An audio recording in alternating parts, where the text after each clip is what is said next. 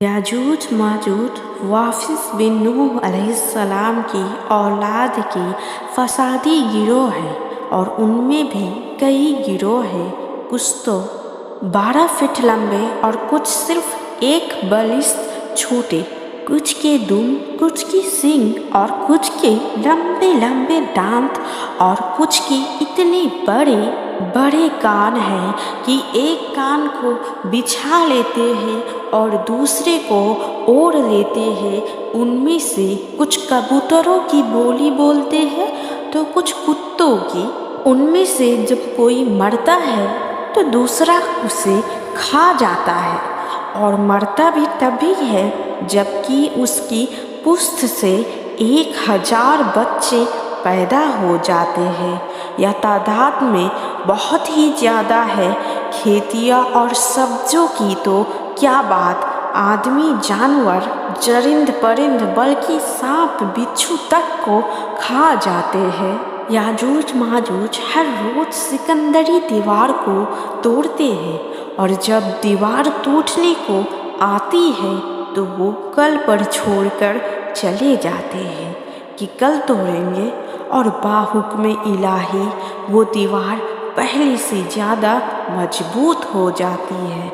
हुजूर अकरम सल्लल्लाहु अलैहि वसल्लम के ज़माने मुबारक में ही उस दीवार में उंगली बराबर छेद हो गया था, मगर अब तक वो इतना बड़ा नहीं हुआ कि कोई उसमें से निकल सके। मगर जिस रोज़ वो दीवार टूटनी होगी उससे पहले वाले दिन जब वो अपना काम छोड़कर जाने लगेंगे तो उसमें से एक बोलेगा कि हम कल इंशाअल्लाह इस दीवार को तोड़ देंगे, और उस दिन दीवार फिर से मजबूत ना होगी बल्कि वहीं रुक जाएगी और याजूज माजूज दूसरे दिन बआसानी दीवार तोड़ देंगे।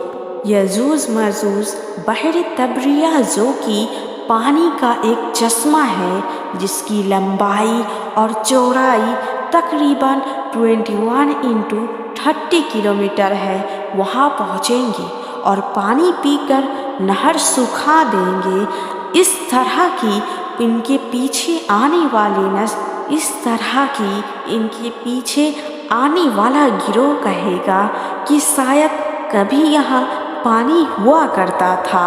हदीस में आता है कि हर इंसान पर 1000 याजूज मजूज बाहर निकलेंगे। ये सिवाय मक्का मुकर्रमा और मदीना तैयबा और बैतुल मुक़द्दस की पूरी ज़मीन पर फैल जाएंगे और लोगों को कत्ल करेंगे।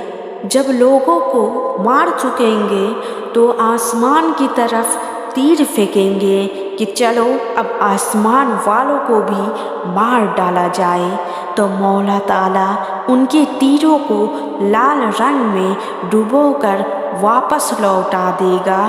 तो ये खुश होंगे कि अब कोई नहीं बचा। उधर हजरत ईसा अलैहिस्सलाम के पास गले की तंगी यहाँ तक हो जाएगी कि गाय का एक सर 100 अशरफियों में भी सस्ता मालूम होगा। जब हद से ज़्यादा इनका जुर्म बढ़ जाएगा तो हजरत ईसा अलैहिस्सलाम इनकी हलाकत के लिए दुआ करेंगे, तो मौला ताला उनमें ऐसी बीमारी भेजेगा जिससे अरबी में तो कहते हैं जो कि एक दाना है, ये भेड़ बकरियों की नाक में निकलता है और वबा की तरह पूरे गोल के गोल को साफ कर देता है। उनमें भी यही बीमारी फैली जाएगी और सब की सब एक रात में मर जाएंगे और पूरी दुनिया उनकी लाश और उनकी बदबू से भर जाएगी।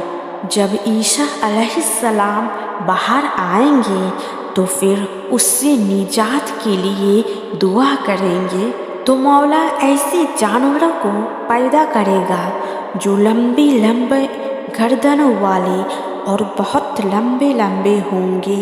उनका नाम अनका होगा।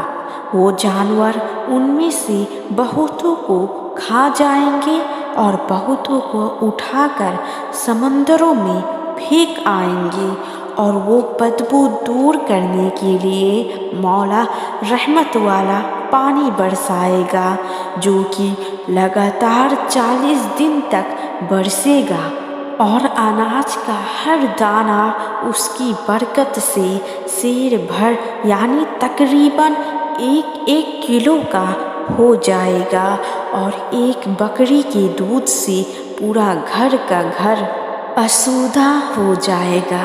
वो जमाना सिर्फ ईमानदारों का होगा, जमीन पर कोई बेईमान ना होगा, यहाँ तक कि शेर और सांप भी इंसान को नुकसान नहीं पहुँचाएंगे, और याजूज माजूज की तीर और कमान लोगों की कई साल तक जलाने के काम आएगी।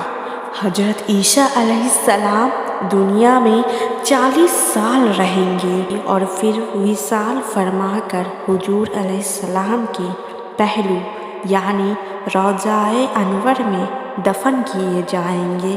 For more update please subscribe my channel. जज़ाकल्लाहु खैरन।